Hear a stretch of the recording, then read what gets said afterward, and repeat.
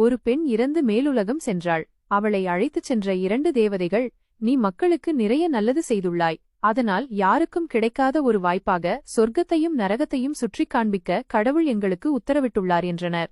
முதலில் நரகத்திற்குச் சென்றனர். அங்கே ஒரு பெரிய டைனிங் டேபிளில் விதவிதமான உணவுகள் இருந்தும் மக்கள் பசி பசி என்று ஓலமிட்டுக் கொண்டிருந்தனர். இவ்வளவு உணவு இருந்தும் ஏன் இவர்கள் பசியால் அழுகிறார்கள் என்று அந்த பெண் கேட்டாள். இங்குள்ள விதியின்படி இந்த 5 அடி நீளமுள்ள ஸ்பூன்களால் மட்டுமே சாப்பிட வேண்டும் என்றன தேவதைகள்.